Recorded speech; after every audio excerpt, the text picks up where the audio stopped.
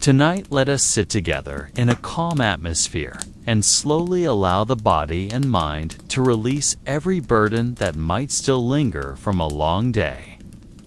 Take a deep breath, then exhale gently, like the desert wind moving through the ancient valleys. And imagine before us lies a vast desert shimmering under the moonlight, silent, yet filled with traces of time that never truly vanish, as though every grain of sand carries a story never spoken. Within that silence, there is space to let the mind wander without haste, flowing with a gentle rhythm like the eternal Nile current, giving us the chance to listen to the unheard whispers of the past, whispers rising from a hidden valley in Egypt, a place believed to be the resting ground of ancient queens, now almost forgotten by history. We do not need to hurry. We do not need to seek clear answers. We simply allow ourselves to drift within this slow rhythm, letting the mystery soothe the heart. As if the night itself was created to carry us into a tale both gentle and unending, a tale that may never truly conclude, but perhaps that is what makes it so comforting, for it leaves room for curiosity to remain alive while slowly leading us into a calmness that lulls the soul to rest. Imagine that slowly we walk further into the shadows of the night, as if the desert stretched endlessly, yet within its vastness we discover a soothing calm, the breeze carrying the dry scent of ancient earth. And among the silence, broken only by the shifting of sand, we sense that something is hidden, something waiting to be found. Not with haste, but with patience, as though we are following a different rhythm of time than that of the ordinary world. The moonlight reflects faintly on the surface of a stone buried among the dunes, suggesting that beneath might lie a passage, a valley, or an entrance leading to a place not everyone has ever known. A place whispered in myth as the hidden valley of queen's women who once played vital roles in the kingdom of Egypt, but whose names are now seldom remembered, as if history gently closed their chapter without offering explanation. We sit at the edge of that imagination, letting the mind drift calmly, following a path both vague and full of possibilities. For in every step, we learn that mystery is not something to be unveiled quickly, but something that may serve as a companion in the journey, accompanying us slowly toward a deeper calm. Just like the hidden valley itself, waiting in silence, filled with secrets, yet also filled with serenity, as if it seeks to guard our sleep tonight with whispers from a time we can no longer reach. If we try to place ourselves within the flow of time, the vision carries us to around 1200 before the Common Era and Age, when Egypt still stood proudly as one of the grandest civilizations, yet also a time marked by many shifts, wars, transfers of power, and movements of influence. In those days, the valleys around Thebes, later known to the world as the Valley of the Kings, began to fill with tombs carved through the toil of countless human hands. Yet on the more hidden side, behind hills seldom visited, there was another quieter valley, which later came to be believed as the resting place for queens and noblewomen who had ties to the pharaohs. Few written records mention their names. Few inscriptions clearly describe their roles, as though they were left veiled, like footprints swallowed by the desert in moments. Imagine that scene, the summer sky blazing with sunlight, beneath which workers dug into the rocky earth, carrying stones. preparing chambers that would one day be filled with bodies wrapped in linen and adorned with gold. From a distance, perhaps only the sound of stone hammers striking the cliffs would be heard, while vultures circled in the high air. Yet behind that harsh activity, there was also a layer of stillness, for everything was done with the belief that this was the road to eternity. They were not building houses for the dead, but gateways to another realm. That hidden valley, even now, seems to carry the echoes of that age. As if by pressing one's ear against the stone walls, one could still hear the whispers of prayers spoken thousands of years ago. Behind the silence of the vast desert, that hidden valley seemed as though it never wished to be found, as though it was created solely to guard secrets. No obelisk marked its entrance, no royal road led clearly into it. Only barren hills that looked identical to one another, making anyone who came without special knowledge easily lose their way. Shepherds passing by may have seen only small cracks in the stone, never realizing that behind them stretched long corridors leading to wide chambers. In its own time, perhaps only a handful of people knew of its existence, those who worked under orders of the palace, and those whose lives ended within nameless records. Modern archaeologists try to interpret the traces left behind, but each time a tomb is opened, more questions arise than answers. Were these queens deliberately hidden so as not to be seen by later generations? Or were they buried there for reasons no longer understood? There is no definite answer, only possibilities layered like the sands that covered them for thousands of years. Sometimes in the shadows of night, when the desert wind blows and carries thin dust, one can imagine the light of torches dancing in the dark. Corridors workers moving with slow steps, the sound of cloth brushing against stone walls, and whispers of prayers to a goddess whose name is no longer spoken. That valley is not merely a burial ground, but a riddle deliberately left behind. A faint message from the past that refuses to be fully read. That hidden valley is now known only through faint maps, the records of archaeologists, and stories that echo among seekers of history. Yet imagine thousands of years ago, when the place was not merely an empty space filled with silence, but the very heart of a sacred ritual. Priests may have marched in line wearing white linen garments, carrying burning incense, the aroma of resin filling the heavy air within the stone caves. Outside, only the silence of the desert could be heard, but inside, the echoes of sacred hymns revolved against the walls, as if the stone itself preserved the prayers.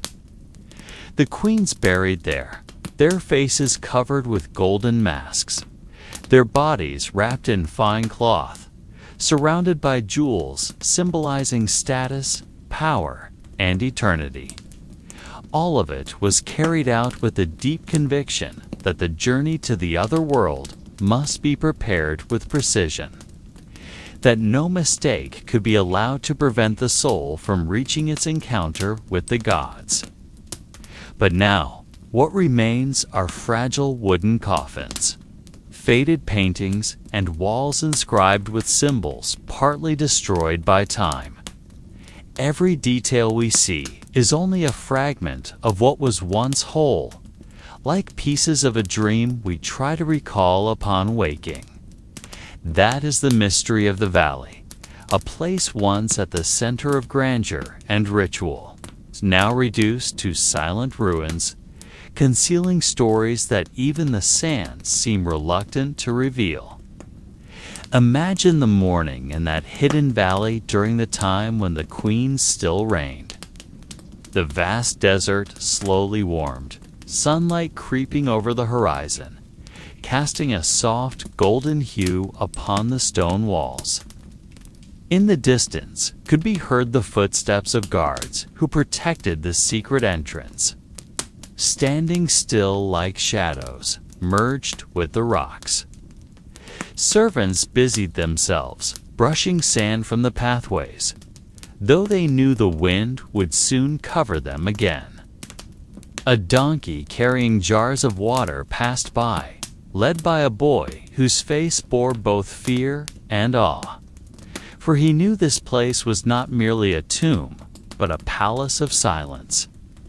Within the cool chambers, the flicker of torches danced slowly, revealing walls carved with the figures of the goddesses Hathor, Isis, and Bastet, as though these divine beings were watching over every movement of the mortals who entered.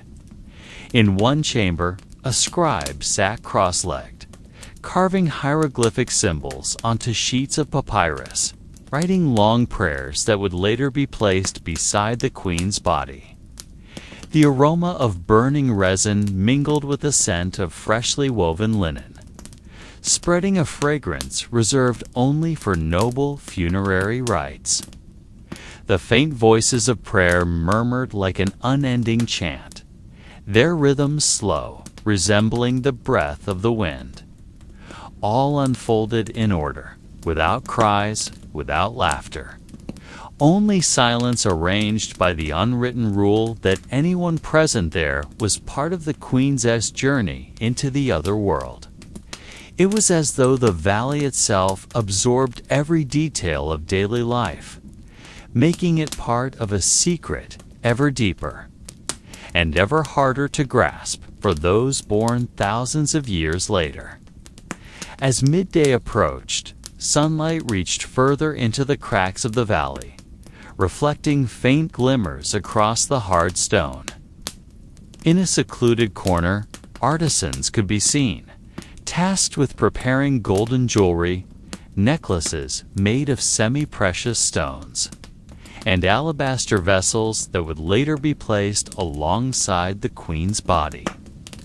They worked with skilled hands, yet their movements were unhurried, as if time flowed more slowly in this place.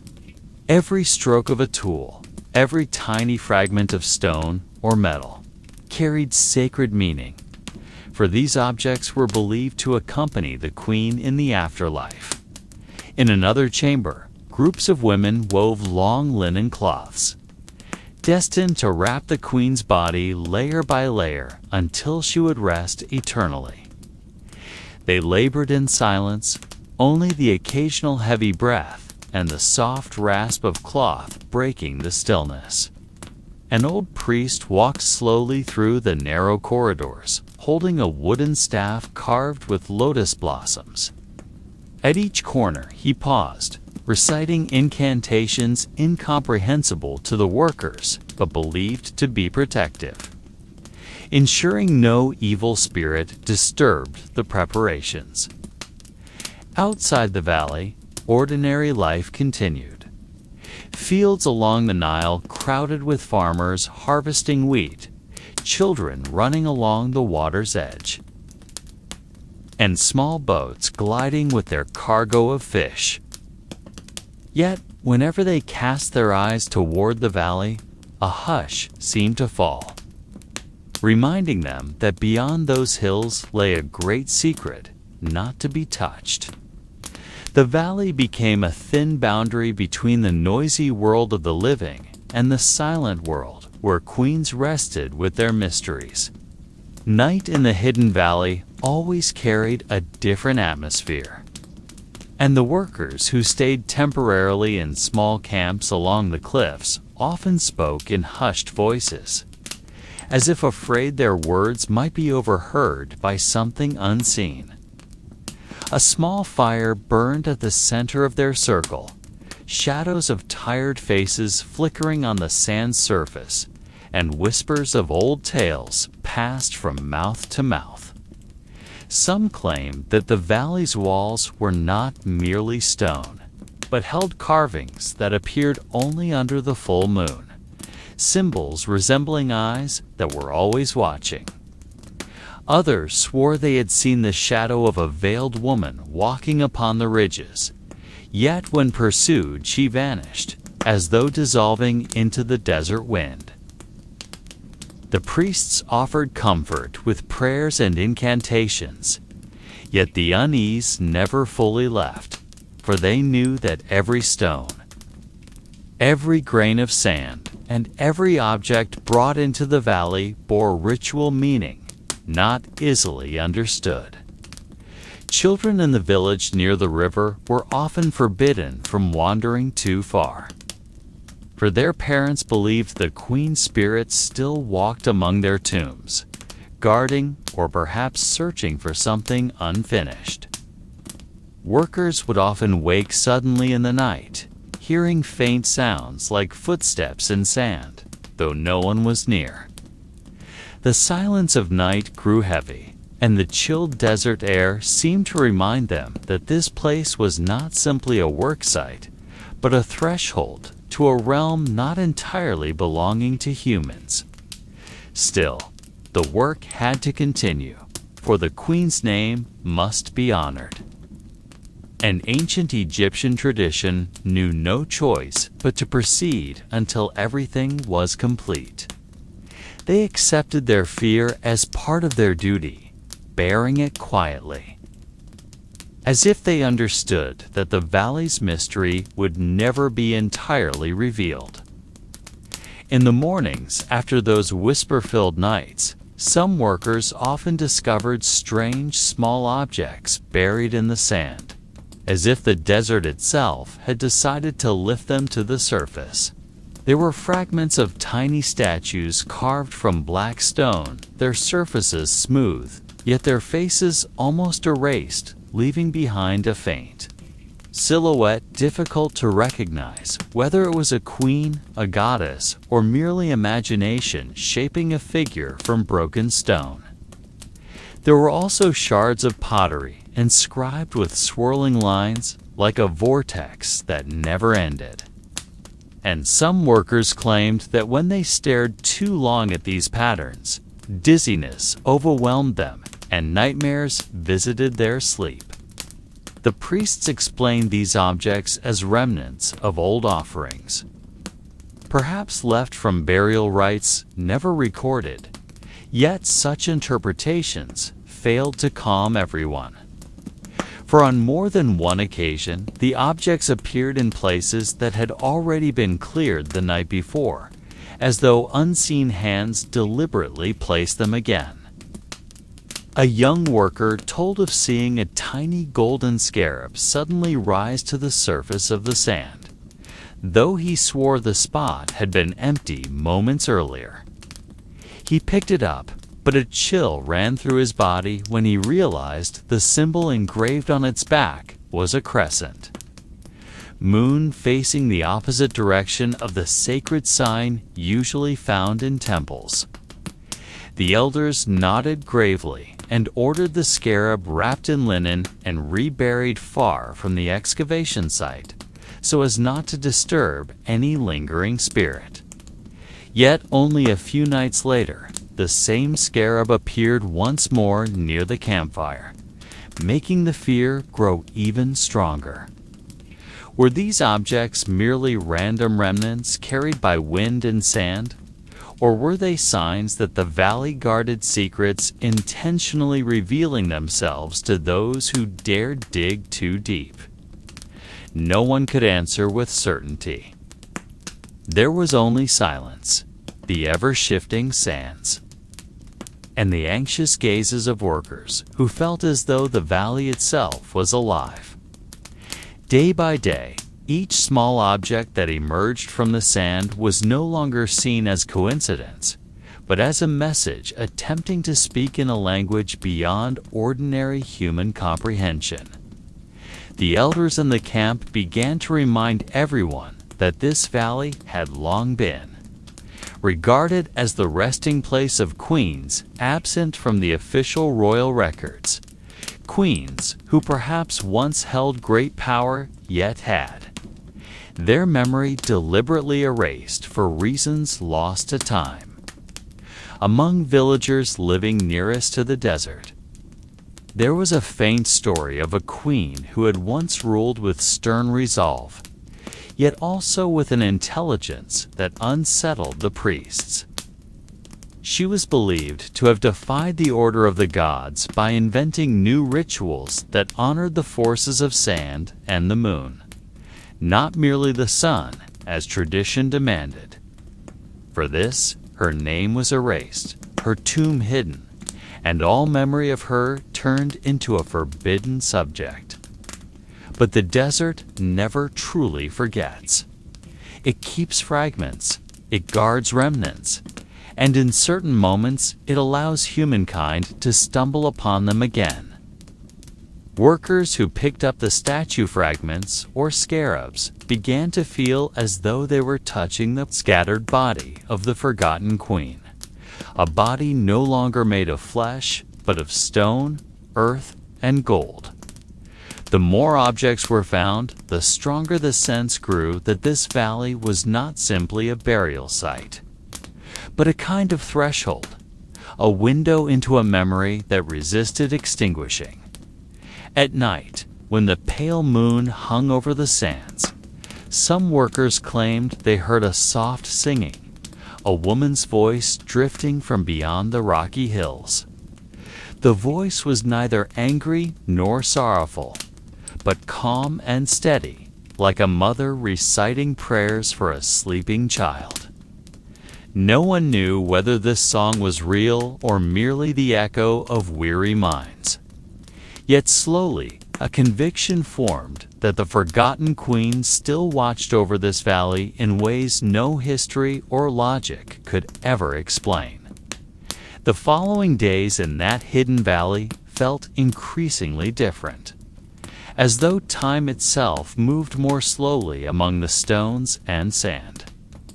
The workers, who were usually preoccupied with shovels and delicate brushes, began to move with greater caution, like people stepping inside a stranger's home, unwilling to make any loud sound.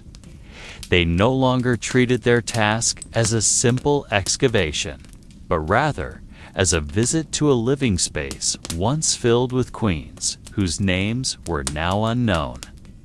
Each stone fragment they cleaned, each shard of pottery they lifted from the earth, felt like a doorway opening into an invisible chamber. One night, a young worker recounted a dream in which he encountered a woman whose face was veiled in golden cloth, standing silently at the edge of a pool, gazing at him without uttering a word. When he awoke, he sensed the air around the camp thick with the faint scent of incense, though no incense had been burned that night. The story spread, and while some dismissed it as nothing more than a dream, others began to believe that the forgotten queen was choosing certain individuals to glimpse her shadow. More and more workers experienced similar vision shapes passing between pillars not yet unearthed, or the sound of soft footsteps circling their tents on windless nights. Gradually, the valley ceased to be merely a site of excavation. It became a layered place where reality intertwined with the unexplainable, and no one dared to draw a firm boundary between the world of the living and that of the buried queens. Each morning, as the sun rose slowly beyond the dunes, the workers awoke with unhurried, gentle movements. They drank water from clay vessels, ate hard bread baked the night before, and then walked in single file toward the excavation area, their pace calm and deliberate. From afar, their procession resembled something ceremonial. As though without realizing it, their bodies were following a pattern, echoing an ancient ritual that might once have been performed in the very same place thousands of years earlier.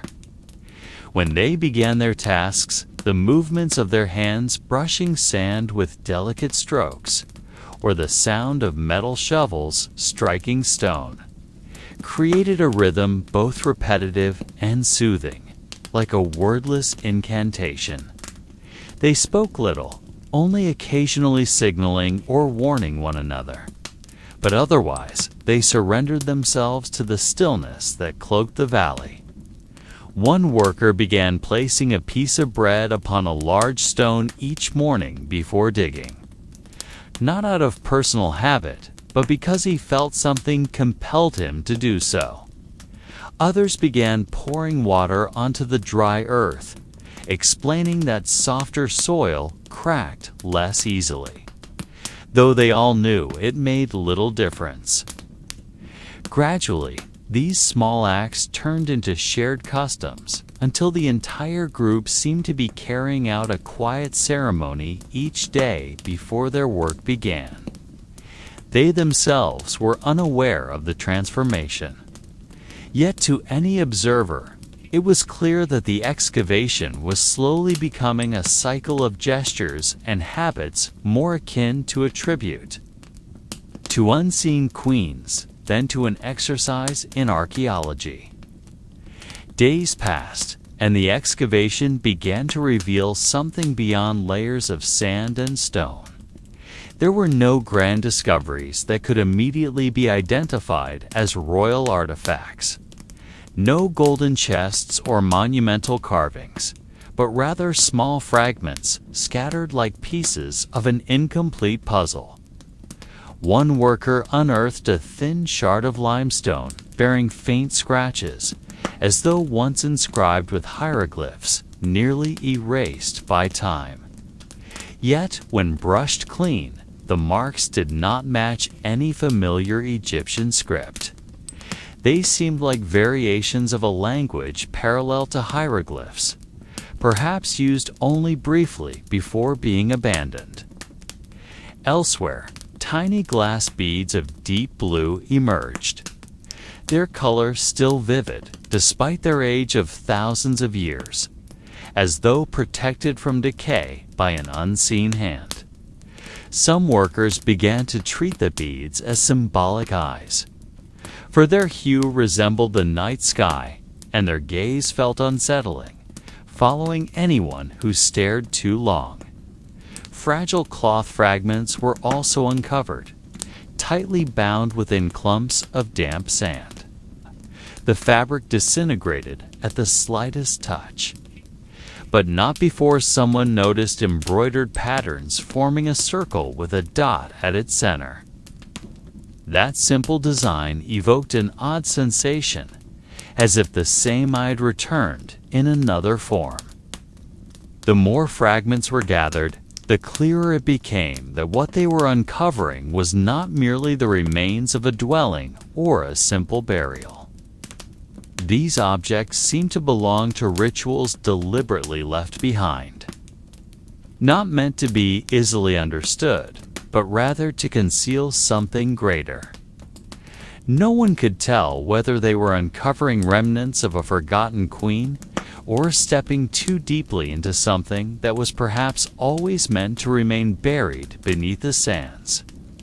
On the first night after the fragments were gathered, the atmosphere in the valley shifted, as though a denser layer of air pressed down upon them more heavily than in the days before.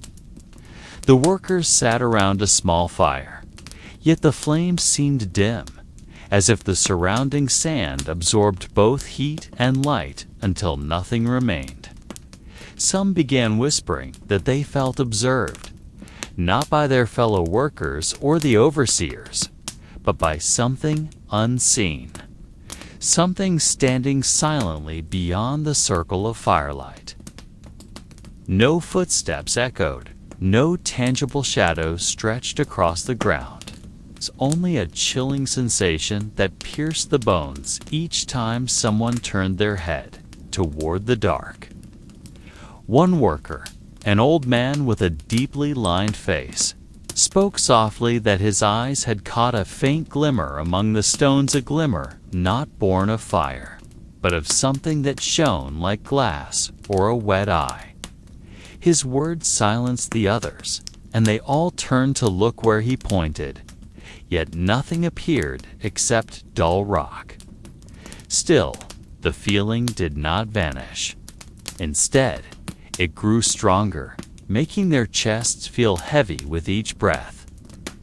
It was as if the sand itself carried memory, and now returned the gaze of those who dared disturb it. Some tried to reassure themselves, reasoning it was only exhaustion after long days of labor. But in silence, they all knew that was not the truth. Each time their eyes began to close, faint whispers brushed past their ears, in a language unrecognized, whether from the wind or from something else entirely. And the longer they remained in the valley, the clearer it became that whatever dwelled there did not welcome their presence. The next day, after that restless night, the workers returned to the excavation site with heavy steps, as if their feet were held by something unseen. The sun was already high, yet the valley felt colder than usual. The shadows of the cliffs stretching long and giving the impression that time itself moved more slowly in that place. As one of the workers began clearing sand along the stone wall, his shovel struck something that sounded different, not the solid thud of ordinary rock, but a hollow echo, as if a space existed behind it. Everyone gathered at once, their fatigue and fear seemingly swept away by an irresistible surge of curiosity. Slowly, they cleared the spot until a narrow gap opened, wide enough to reveal only darkness within. There were no signs of doors or carvings, such as those usually found on tombs or shrines. Only a black slit that looked like the gaping mouth of a giant carved into the rock. The air grew abruptly silent. Even the wind seemed to stop, leaving behind stretched and suffocating seconds. An overseer approached, lit a torch, and directed the light inward, but the flame barely penetrated, showing only uneven walls and a strange surface, as though made of a stone unlike the surrounding cliffs. Some workers swore they smelled a foreign odor escaping from the opening. Not sand, not earth, but something resembling burning incense, faint and piercing, leaving their heads feeling light. The gap looked like an invitation, but also a warning. They knew there would be no return once the first foot stepped inside. Yet mankind is always bound by curiosity, stronger than fear, and the valley seemed to wait, breathing silently, holding a secret it never wished to tell, but could no longer keep hidden. Carefully, one of the overseers, regarded as the bravest among them, finally stepped into the gap, his body forced to crouch in order to pass through the narrow opening. The torch in his hand trembled, not from wind, but from his own inability to restrain the growing unease spreading through his body. Behind him, two workers followed, carrying what little equipment they had, while the rest remained outside, faces tense, unwilling to turn their eyes away from the black mouth, now swallowing their companions. After only a few steps inside, the air changed drastically, more humid, heavier, as though it had not been touched by outside wind for countless centuries. Their footsteps echoed faintly, producing a sound alien to their ears. Like reverberations from another world, they were never meant to disturb. The torchlight revealed walls, unlike the barren rock of the valley, smoother in surface, though covered with dust and the dry remnants of cobwebs. There were faint carvings, so thin they were nearly erased, yet enough to suggest symbols never seen before. Not the common hieroglyphs found in Egyptian tombs, but circular, repeating patterns resembling ritual motifs rather than language. One worker behind swallowed hard, attempting to whisper, yet his voice sounded loud in the narrow passage. They felt the corridor narrowing, yet paradoxically stretching deeper, as if drawing them into the heart of something unimaginable. That foreign scent now grew stronger, clearly emanating from within. Like incense mixed with something far older, the odor of decayed cloth, yet still leaving behind an unnatural trace of sweetness. When they paused for a moment, one worker pressed his ear against the wall, and he swore he heard something, perhaps an illusion. But it resembled faint whispers, too indistinct to comprehend, yet clear enough to send shivers down his body. The overseer at the front pressed on, as though no longer in control of himself, as if the corridor itself called to him with an unheard voice, a voice born from millennia of silence. Each step increased the weight upon their chests, but also fanned the unquenchable fire of curiosity. Whatever awaited at the end of this corridor, they knew it might not simply be a tomb, but something different, something older than human memory. After a passage that felt far longer than the steps they had actually taken, the corridor finally opened into a chamber so vast that their torches could only reveal a fragment of it. The workers' breath caught, not only because the air grew heavier, but because of the sudden sensation enveloping them, as though the entire space gazed back at them with unseen eyes. The ceiling soared high, almost lost in darkness, while the walls bore rows of reliefs unlike any they had ever seen before.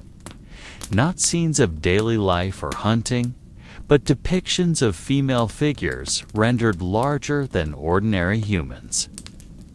These figures wore simple crowns, unlike the ornate regalia of queens known in history, resembling instead goddesses gazing out from behind the mists of time. Some of the reliefs had crumbled, yet traces of gold remained, faintly shimmering in the flicker of torchlight, suggesting that this chamber had once been adorned with unimaginable splendor. On the floor lay fragments of stone vessels buried under thick dust, some cracked, some still intact, as though abandoned in haste. In one corner stood a structure resembling an altar, covered with layers of sand that must have drifted in from unknown places. And upon it rested pieces of fine cloth that, though fragile, still preserved a faint sheen, like silk that had no right to exist in such a dry place. The workers did not dare approach, only stood frozen, listening to the silence that felt too full, as though the air itself held its breath. Then, slowly, from the unlit depths of the chamber, came the faint sound of something breaking, perhaps just a falling stone, yet in their ears it rang like a deliberate step. They glanced at each other, uncertain whether to retreat or advance. But the overseer, who had always led, raised his hand, signaling them to stay still and wait. The torches continued to burn, their flames trembling as if afraid of something unseen, while the long shadows on the walls danced with every flicker. One worker whispered softly that this chamber might not be a tomb, but a hall of reverence, or even a memorial, for a figure no longer mentioned in recorded history. No one dared contradict him, for deep within they felt the same, that this place was not merely an empty space. but one still alive with a presence beyond explanation. Slowly, one of the workers dared to step closer to the wall, lifting his torch high to better see the carvings half hidden beneath layers of dust. The trembling light revealed symbols that immediately silenced them. They were not the common hieroglyphs found in temples or the tombs of pharaohs, but rarer signs tied to female lineage, symbols often regarded as secondary in the official historical record of ancient Egypt. There was the lotus blossom, arranged in a circular pattern encircling a female figure who stood with both arms extended. Beneath it was carved a heron with open wings, while to its left and right appeared a double crescent form seldom present in royal inscriptions. Some of them recognized these signs from obscure texts, nearly forgotten writings that spoke of a secret valley chosen as the resting place for queens whose names could not be spoken, for reasons never explained. Torchlight moved from one relief to another, unveiling faces carved with remarkable delicacy, softer than the features of kings, as though to emphasize both gentleness and endurance. The faces looked almost alive, as if newly etched by a sculptor's hand, though their age was likely thousands of years. Beneath one relief, they found a faint line of writing, nearly erased by time, yet still legible enough to whisper of a guardian who never sleeps. Words that sent a shiver crawling across their skin. No queen's name was mentioned, as if history itself had deliberately erased their identities, yet the traces of their presence remained undeniably carved into stone. The worker holding the torch nearly dropped it, his hands trembling, and others rushed to steady him, though they too felt the weight of silence pressing heavier around them. From the depths of the chamber, a slow current of air drifted, like the breath of something ancient, making the flames waver again. Some of them began to believe with certainty that this chamber was indeed part of the hidden valley spoken of in Old 2. Folk tales of valley where the forgotten queens were laid to rest, erased from the records, yet never fully gone from the memory of the sands. After a long silence, broken only by restrained breaths, another worker crouched near the floor of the chamber, his fingers brushing away a layer of dust that concealed something hard and cold. Slowly, he pulled out an object, and the torchlight was directed to reveal it more clearly. Before them lay a small vessel shaped like a long-necked jar with a rounded body, carved from white alabaster that still shimmered despite being coated in dust. Around the jar's mouth was a hardened cord, tied tightly as though sealing something within. Beside it rested a copper disc, its surface etched with markings not quite resembling hieroglyphs, but closer to symbols that seemed older than the writing system they knew. The disc bore shallow depressions upon its surface, as if it had once held liquid or powder of an unknown kind, suggesting ritual use. Across the chamber, another worker uncovered a fragile wooden box, aged yet intact enough to preserve the carvings on its surface. The box was decorated with papyrus flowers winding in intricate patterns, and at its center was a figure of a woman seated on a throne, her face deliberately scratched away until no longer discernible. When the box was gently opened, inside lay carefully folded strips of linen, faded yet astonishingly preserved. The faint aroma of resin and aromatic oils lingered even after millennia, evoking the sacred rituals of burial or veneration. Some of the cloth bore fine embroidery in thin gold thread, forming repeating patterns of small stars, perhaps symbolizing the soul's passage into the night sky.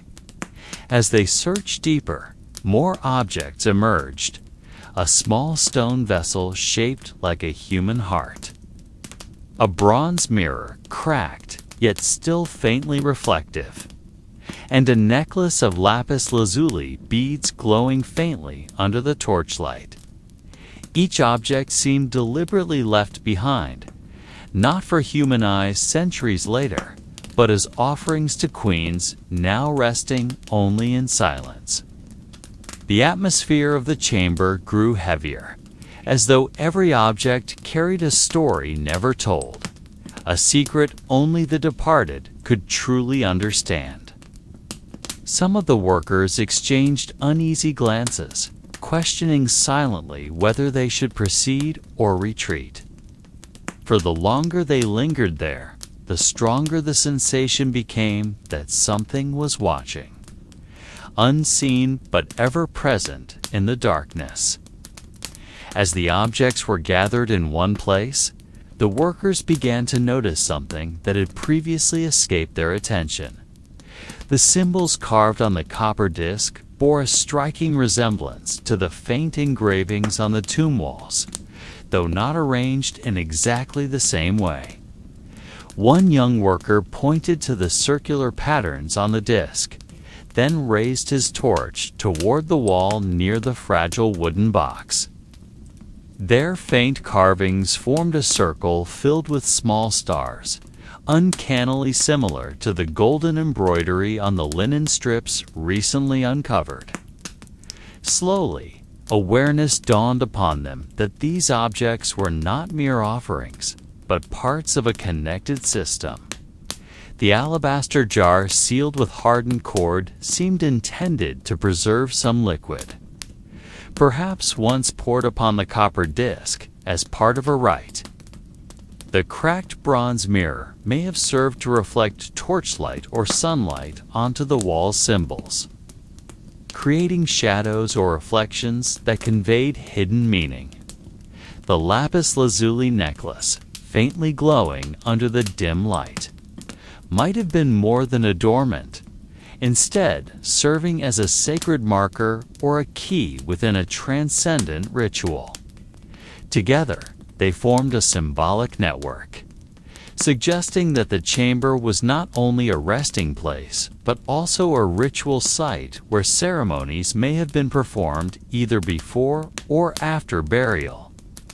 Yet something unsettled them into silence. At the base of the wall, half hidden beneath dust and fallen debris, lay a series of symbols unlike ordinary hieroglyphs. These markings were cruder, older, depicting figures of women with raised hands facing upward toward the sky. Some workers shivered, for the figures lacked distinct faces, showing only silhouettes with hollow eyes, as though representing spirits or entities not entirely human. One man whispered that perhaps these symbols served to bind the queen's souls, keeping them within the valley rather than letting them wander freely. The whisper deepened the weight of the atmosphere, making the air seem thicker, as though an unseen presence pressed closer from the surrounding darkness. That night, as the workers rested outside the cave, the scribe sat leaning against the stone wall, staring at the notes he had written with trembling hands. He redrew the symbols of the faceless women, attempting to discern a pattern among the rough, archaic markings. The dim torchlight cast shifting shadows that made the symbols seem alive, dancing slowly across the surface of the paper. The longer he gazed, the clearer it became that these were not decorative motifs. He recalled the writings of a foreign archaeologist who once mentioned a cult of mysterious women on the edge of the western desert, a belief older than the great gods of Egypt, predating even the worship of Osiris or Ra, according to that account.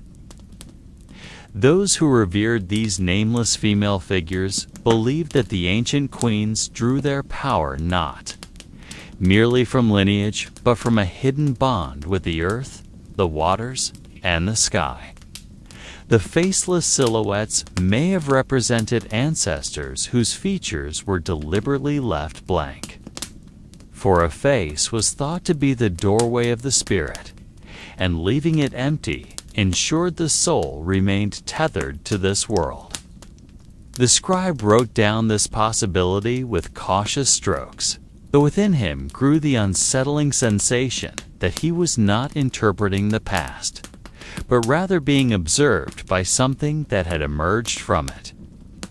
The desert wind sighed softly, carrying grains of sand into the chamber, hissing against the nearly extinguished torch. The workers had already fallen asleep, yet the scribe could hear faint echoes, like the whispers of women buried deep within the earth. The sound held no words, only a murmuring hum, but it was enough to raise the hair on his skin. Slowly he closed his journal, then lifted his gaze once more toward the chamber's shadowed depths. The objects they had uncovered no longer seemed like relics of the dead, but like tools awaiting use, as though part of a ceremony left unfinished. As dawn slowly brushed the desert horizon, the scribe remained seated with a vacant stare, as if his body was present in the current world, but his mind had been drawn into the shadows of the past. He began rewriting his ideas, calmly attempting to weave connections between the faceless female symbols, the ritual objects uncovered, and the stone corridor that seemed built not merely as a tomb, but as a stage for ceremonies sealed away from the outer world. He imagined a circle of women clad in plain white linen without adornments, their faces veiled with thin cloth, moving slowly while carrying stone bowls and clay vessels. They entered the chamber with measured steps, placing the objects precisely where the workers had found them centuries later. He imagined the low hum of voices, not a song of harmony, but a drawn-out murmur that reverberated along the stone walls, creating a rhythm perhaps intended to bind the world of the living with the realm of spirits. At the center of the chamber, the figure of a queen might have stood in silence, encircled by her attendants aligned with precision. The queen needed no words, for her stillness itself was power. Her face may have been covered or perhaps never depicted at all, just as the symbols carved into the stone suggested for a face was a mirror of the soul too, dangerous to be revealed in a rite meant to anchor spirits upon the earth. The scribe began to feel that this valley was not merely a necropolis, but a secret threshold where forgotten queens once conducted rites never recorded in official texts. He carefully wrote down this possibility in neat letters, though within his heart he knew it could all be illusion or, conversely, fragments of memory somehow lingering in the desert air and clinging to his mind. The final torch had gone out, replaced by the gentle light of morning filtering through the cracks of the cave. The workers awoke, unaware that the scribe had spent the entire night in silent dialogue with the shadows of queens who might still wander the stone corridors. That morning felt different, even though the sunlight began to unveil the desert in warm golden hues. The hidden valley retained an unfamiliar air, as if the stone walls had never truly accepted the arrival of a new day. The scribe walked slowly out of the corridor that had held him through the night, his steps heavy yet calm, his gaze fixed on the valley still draped in thin shadows. The workers lit small fires to prepare their simple breakfast, the smell of roasted grain mingling with the dry desert air, yet all of it felt distant. To the scribe, whose mind remained bound to the vision of the faceless queen, he gazed at the encircling sandhills and wondered whether the grains too held unseen traces, like whispers audible only to those who lingered long enough. There was a subtle vibration he sensed, not from the ground, but from within himself, as if the valley returned his gaze with a heavy silence.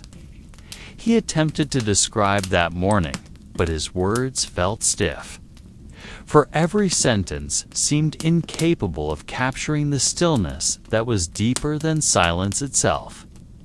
Sitting upon a flat stone facing the corridor, he imagined how the queens of old might have greeted the dawn in this valley. Perhaps they stood in thin robes, facing the rising sun with veiled faces, allowing the morning light to wash over them as they uttered chants now forever lost.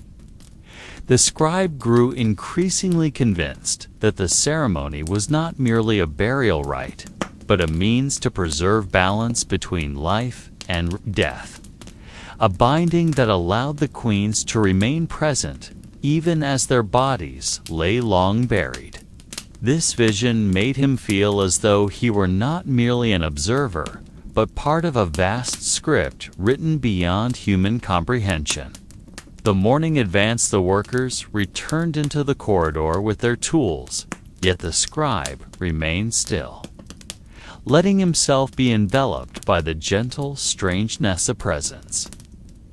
Not frightening, but calming, as though the mystery itself had been created not to be solved, but to accompany every soul who dared to linger in the Valley of Forgotten Queens. When the sun had fully risen and its golden light struck the desert walls, the workers re-entered the corridor with dimly burning torches, and the scribe followed slowly, as though drawn back into the same womb of darkness. The air inside remained cool, though not as sharp as the night before, yet the dampness mingled with ancient dust still clung to every breath. Their footsteps echoed faintly, as if the passage swallowed sound and returned only broken fragments of it.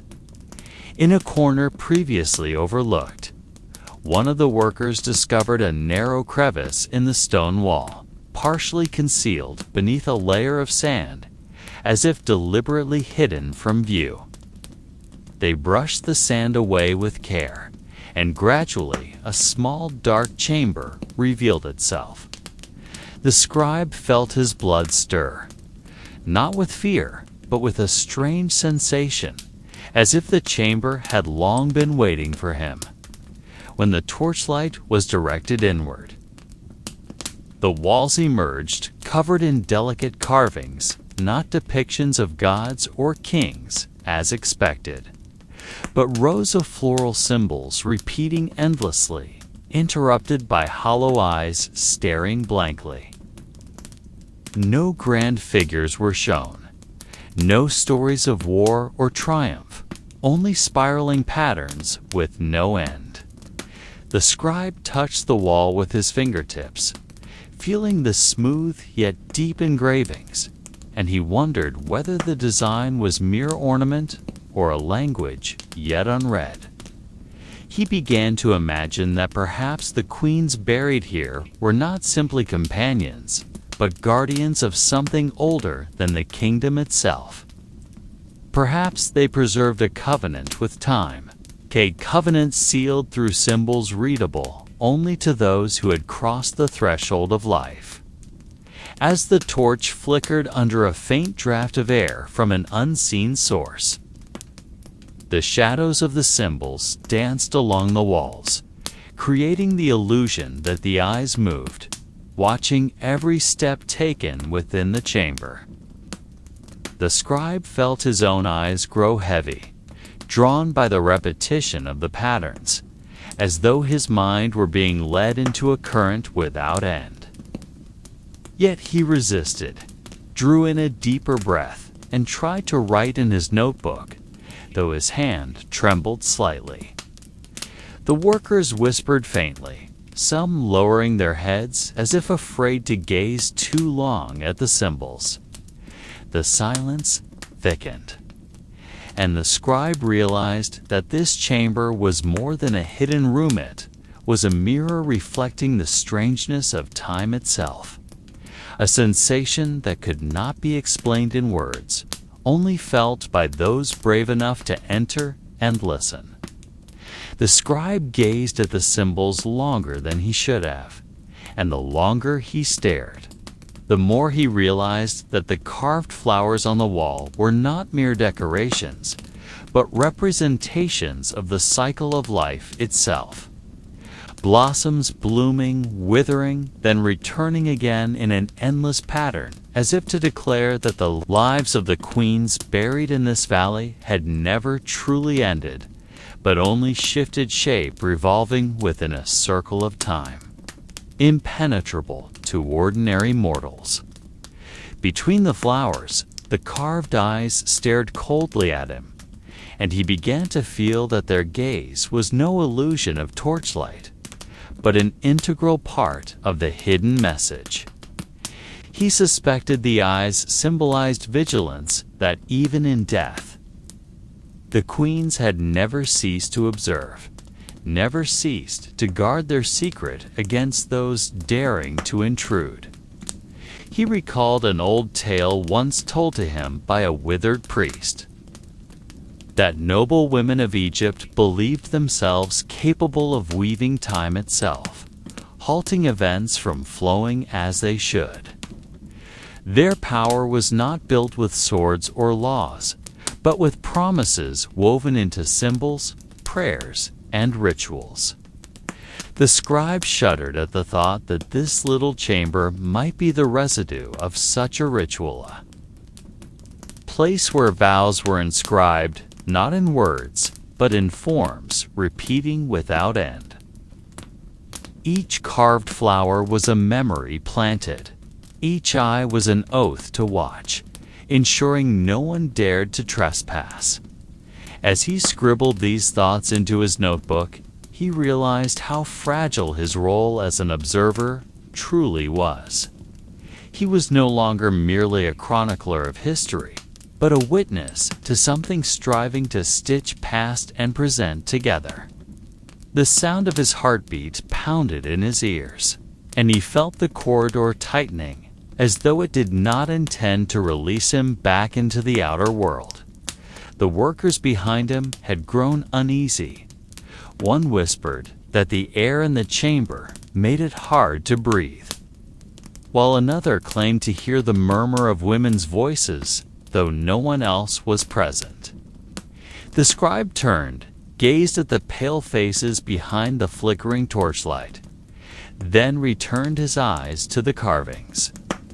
He began to think that the curse spoken of in folklore was not sudden calamity, but a subtle pull binding all who entered, drawing them in until they became part of the circle themselves. With trembling hand, he wrote, "The queens do not die. They only wait." The air inside the chamber grew heavier, and the scribe realized that every breath drew dust thousands of years old deep into his lungs.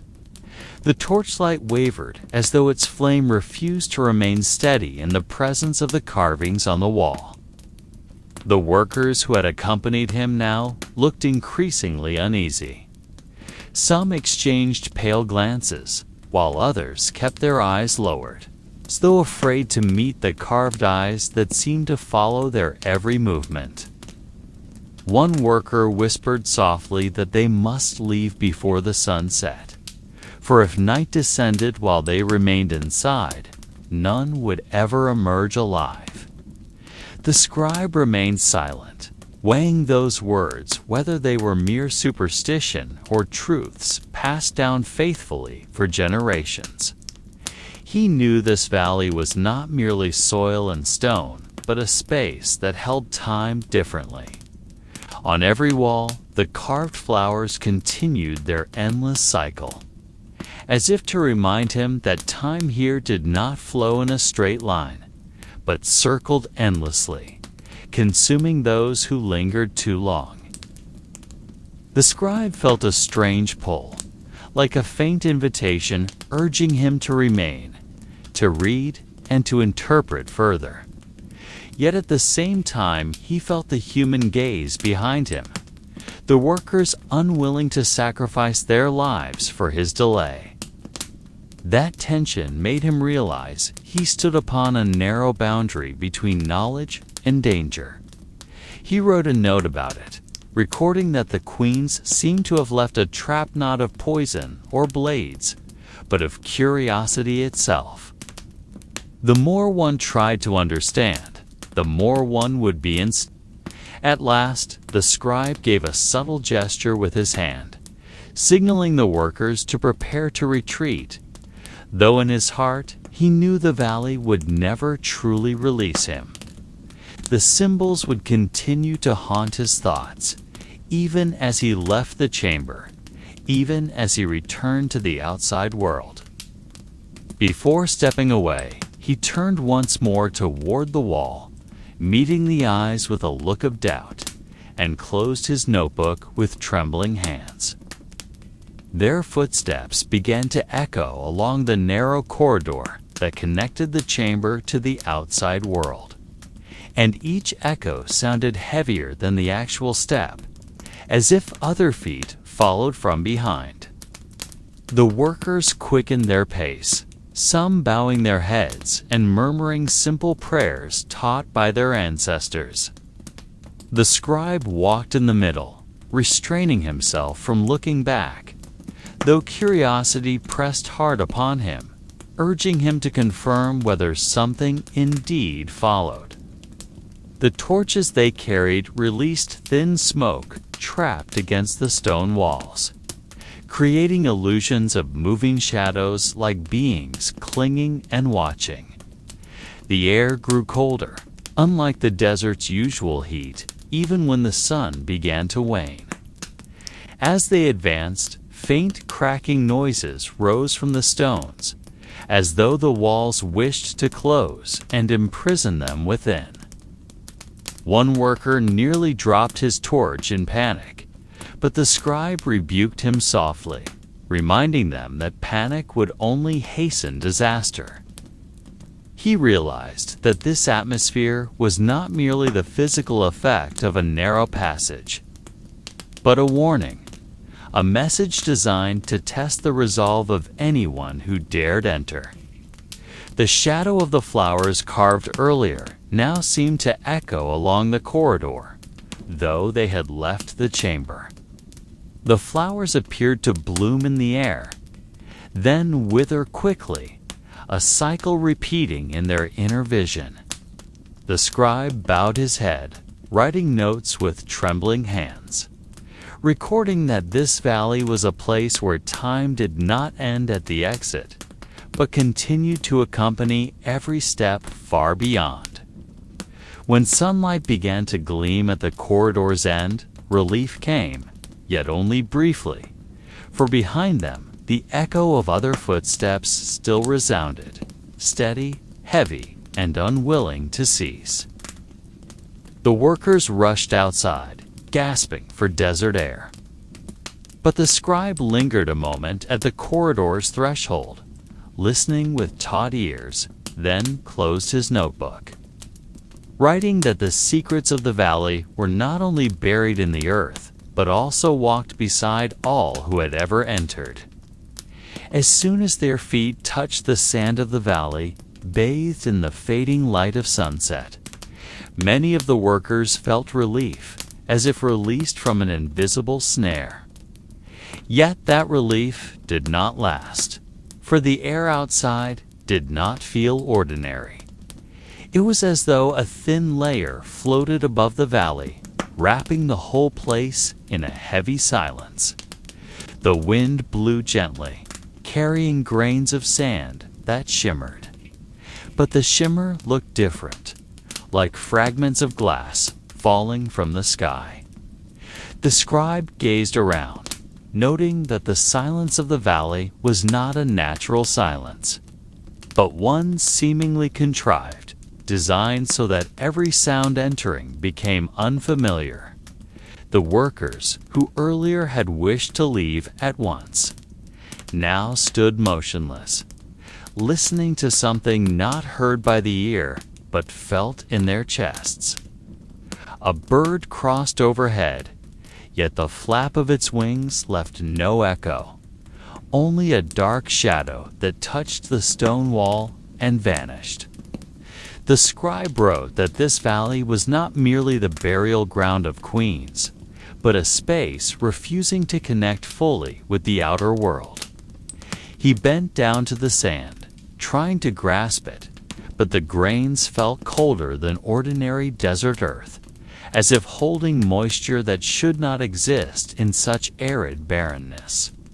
The workers began whispering about a spirit walking among them, saying that the footsteps heard in the corridor might now have spread into the open air. One pointed toward a distant cliff, where the light of dusk cast a long shadow resembling a standing figure. Yet as they focused, the shadow broke apart into random shapes of stone. Still, the sensation of being watched did not fade, but grew stronger. The scribe slowly wrote that the valley was like a space between dream and waking, where the boundaries of the human world and the other world endlessly slipped into one another. He closed his notes that night with a short line almost unreadable in the fading ink: that every queen resting here was not only buried in body, but in a time that could never be measured by clock or calendar. Night crept slowly into the valley, and once the sun had vanished fully behind the ridge, the atmosphere shifted as though the valley had been drawn into another realm. The sky opened with glittering stars, yet even their light appeared dim when it touched the sand and stone forming this place. A small campfire was lit by the workers, but its flames did not burn bright. As if reluctant to oppose the density of the darkness, the scribe sat slightly apart, watching the trembling fire and noting that its glow was not merely warmth, but also a fragile sign that they still belonged to the human world. He lifted his eyes to the cliffs, which by night appeared far taller and more oppressive, like massive walls separating them from everything familiar. Silence deepened until one's own heartbeat sounded unnervingly loud, and within that stillness many began to confess hearing faint voices. Some thought they heard whispers rising from the sand itself, as though the earth breathed, sending out incomprehensible messages. Others believed they heard the voice of a woman singing deep within a cave, her tone low, barely audible, yet enough to raise the hair on their necks.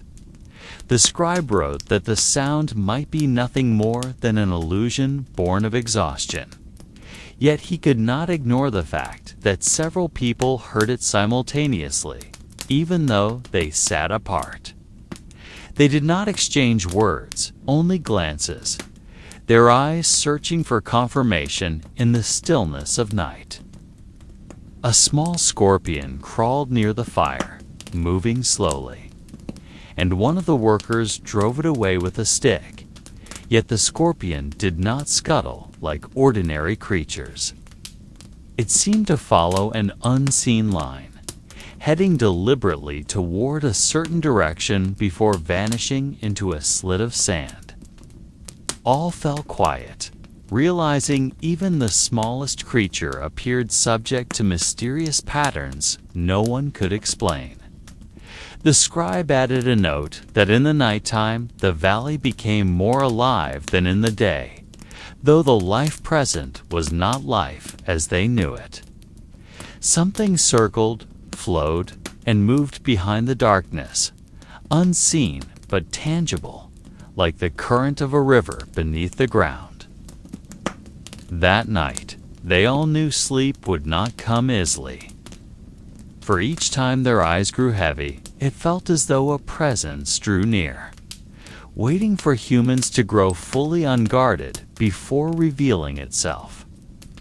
Approaching midnight, the valley was entirely wrapped in an unnatural stillness, like a sealed chamber where time ceased to move.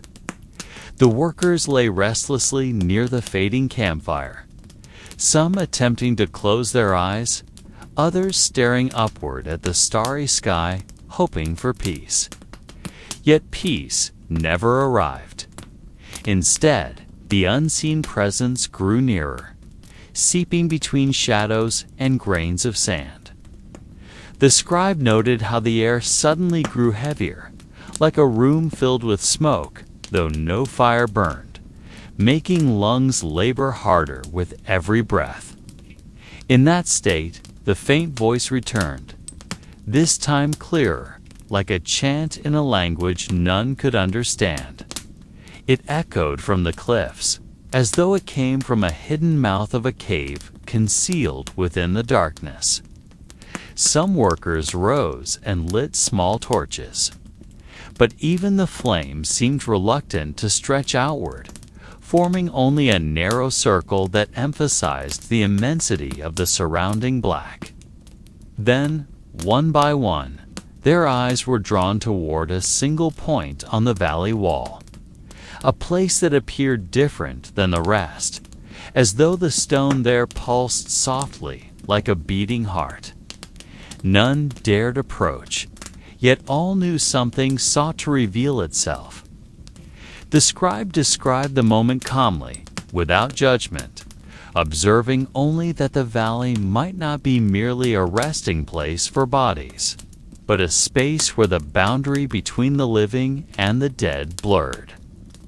He wrote that perhaps the forgotten queens were not only buried beneath the sand, but still kept watch, breathing through space and time, waiting for a moment when humans would be bold enough to hear them.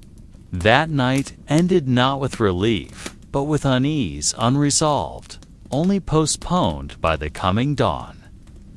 The fire had died, the torches dimmed, and the workers lingered in the space between sleep and waking, listening to the final whispers dissolve with the first light on the eastern horizon.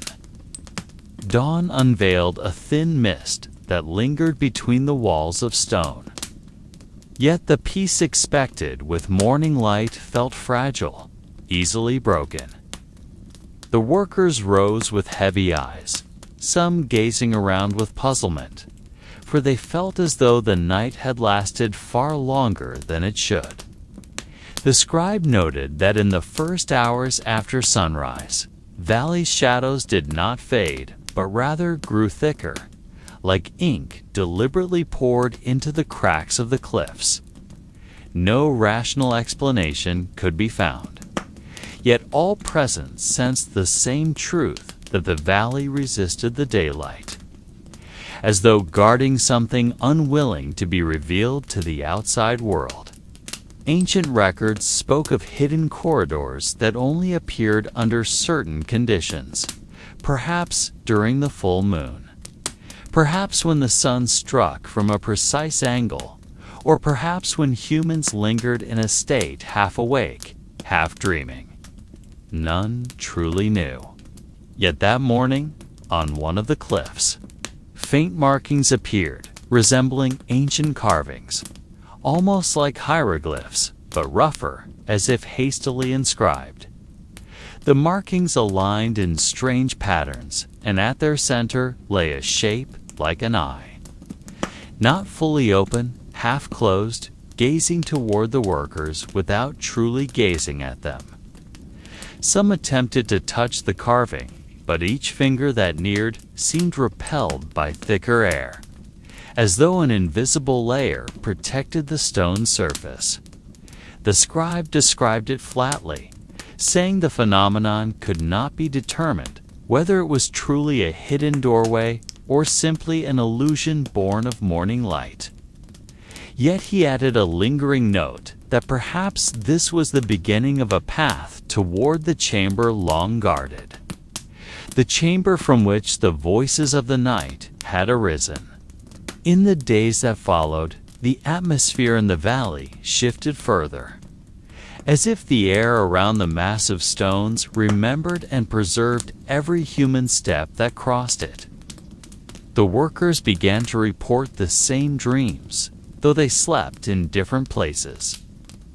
They dreamed of walking through long corridors whose walls were covered in carvings. Yet these were unlike the official hieroglyphs commonly found in the tombs of pharaohs. These carvings were much older, filled with circular forms, spirals, and symbols resembling dim suns or fading stars.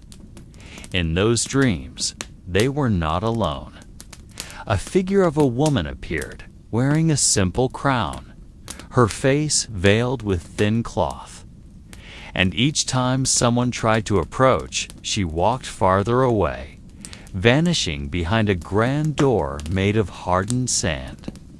The scribe recorded all these dream reports in a flat tone, offering no conclusion, merely writing that perhaps the dreams arose from exhaustion, or perhaps from something within the valley attempting to deliver a message. Nights became long and heavy. Campfires could not fully illuminate the darkness, for the shadows of the cliffs stretched deep into the center of the encampment. At times, faint whispers could be heard, a woman's voice singing in an unknown language, yet the melody was both soothing and sorrowful, like a lullaby swallowed by time. Some workers felt that this valley was not merely a burial site, but also a space where the memories of forgotten queens still attempted to speak, though in ways too obscure to understand. No one could be certain, yet the silence that enveloped each dawn always left the lingering question: whether the valley was truly silent, or whether it was, in fact, listening. One night, quieter than all others, the sky above the valley appeared different. The stars seemed more tightly woven, as though they lowered a veil that concealed part of the desert floor. The wind, usually dry and hot, suddenly carried a chill, causing the fire guards to shiver even while the flames were still alive. In the midst of that stillness, an unusual sound emerged from afar, neither the call of desert creatures nor the voice of men. It resembled the faint chime of metal being struck gently, again and again, weaving a subtle rhythm. Some workers who remained awake tried to trace its source, yet the further they walked toward it, the more distant the sound became, as if pulled into an unseen space. The scribe once again recorded the incident without commentary, merely writing that the sound persisted for nearly half the night before fading when dawn paled the horizon. By morning, they discovered footprints near one of the cliff walls. Not the tracks of an animal, but the small, delicate imprint of human feet, as though belonging to a woman. Strangely, the tracks did not form a clear trail, but simply ended before the rock face, as if someone had walked straight into the stone, leaving no door behind. The workers began to whisper that perhaps the valley was layered a place where the world of the living and the buried world of thousands of years ago stood side by side, separated only by a thin wall that occasionally became transparent. There was no tangible proof, only fleeting signs that appeared and vanished. Yet the longer they remained there, the harder it became to distinguish whether what they experienced was reality or shadows of something yearning to be known again. The following days passed under a mounting heaviness, as though every moment in the valley was infused with the presence of unseen watchers, waiting with patient silence. The workers, who once spoke casually during their labor, now fell into quiet, leaving only the intermittent tapping of small hammers on stone, sounding almost like the beat of something larger and hidden. Some began to report strange dreams, telling how, in their sleep, they saw women draped in white linen veils walking through corridors carrying small torches that emitted no smoke. In those dreams, the women did not speak, only gazed with dark, profound eyes, then pointed toward a direction before vanishing behind stone walls. Curiously, when the dreamers tried to follow that direction in waking life, they often found small cracks or fissures that had gone unnoticed before. Some dismissed it as coincidence, while others believed that dreams and reality were overlapping, as though the valley itself was guiding them through unconventional means. The scribes' records grew dense with such subtle details, shadows flickering at the edge of vision, the faint swish of fabric with no figure to wear it, or the drifting scent of incense upon the breeze, though no one had lit it. Each entry was written in plain, steady words, without conclusion, as if he already knew that those who would one day read them were not seeking answers, but merely yearning to hear again the whispers of a world long buried. Night descended with a pale moonlight that washed over the valley, and it was then that the strangeness deepened. From afar, the towering stone walls glimmered faintly, as though reflecting light from a source that did not exist. Several workers swore they saw a woman standing atop the cliffs, her robes swaying gently as if stirred by a breeze that never truly reached the valley floor. When they tried to point her out to others, the figure vanished at once, leaving behind only the cold line of moonlight. The scribe recorded this calmly, without offering explanation, writing only that perhaps the valley was a place where the boundary between the world of men and the realm of the ancient queens grew thin. On certain nights, faint voices could be heard, like fragments of a song cut short, drifting perhaps from cracks in the stone, or perhaps only from the weary imagination of those present. The song carried no terror. Instead, there was an uncanny calm that made the body feel light, as though someone ancient was lulling them to sleep with forgotten whispers. Some workers fell asleep where they sat, slumped against the stone walls, their faces peaceful despite the dust and sweat upon them. It was as if the valley possessed its own way of keeping them, or perhaps of guiding those who dared to wander too far. The next morning, after a night filled with whispers and fleeting shadows, the valley appeared transformed beneath the sunlight. The stone shifted in color, from gray to a pale gold, as if its surface held a glow that could only emerge after darkness. The researchers gazed at the stone walls with a curiosity they could not explain, and some whispered that perhaps the sunlight falling upon the valley was only a reflection of something buried deep within the earth. An old account from a Greek traveler described how the queens of ancient Egypt were not merely entombed with jewels and riches, but also with vessels said to contain a man-made light.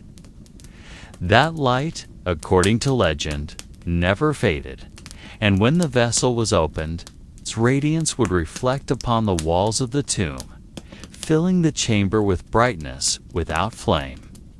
Perhaps the glimmer seen upon the walls of this valley was an echo of that ancient light, piercing through time and the sands that could never fully seal the deepest of secrets. Yet no one could be certain. The glow remained as an untouchable sign, appearing each morning, vanishing slowly as the sun climbed higher, leaving behind the impression that the valley held more than stone and bones alone. As dusk descended and long shadows began to creep into the valley, silence reclaimed the air, as though the place rejected any sound that was too loud. The birds that had circled above suddenly vanished, leaving an empty horizon painted in muted orange. On one side of the valley, there was a crack in the stone, almost invisible, no wider than the span of a hand, yet enough to stir a curiosity that was difficult to ignore.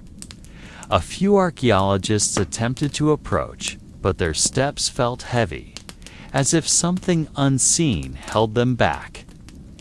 They lingered before the crack, watching as a faint breeze drifted outward, carrying with it an unfamiliar scent, not the simple dust of the desert, but more like the trace of incense burned thousands of years ago.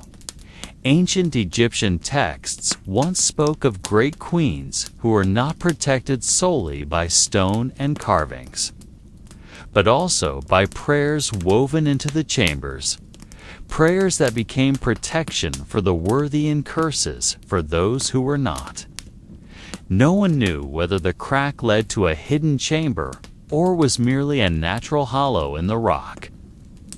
Yet the faint fragrance was undeniable, leaving questions suspended in the minds of all who stood there. In the end, none dared step further, as if the valley itself chose who might enter and who must remain outside, listening only to whispers of the past without ever truly seeing them. Night descended upon the hidden valley, the sky slowly shifting into a dark canvas adorned with glittering stars, as if gazing back upon the land that held countless untold stories. The desert wind drifted gently, carrying grains of sand that sparkled in the moonlight, erasing the footprints of those who had visited earlier in the day. No sound remained, only the heartbeat of silence within the chest, as if the valley itself was breathing in an ancient rhythm that had never changed. The queens, whose names may have long been forgotten, remained in their eternal slumber, guarded by stone, by prayers, and by mysteries no one could ever answer. The valley offered no revelations, only questions that grew deeper, leaving every visitor with the sense that they had brushed against something beyond time.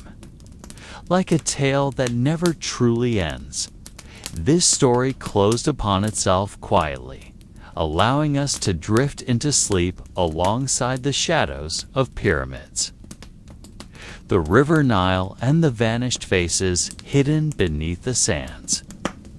Perhaps within the desert there are still secrets untouched by light, and perhaps it is better that some mysteries remain at rest, like a soft lullaby that can only be heard when the eyes gently close.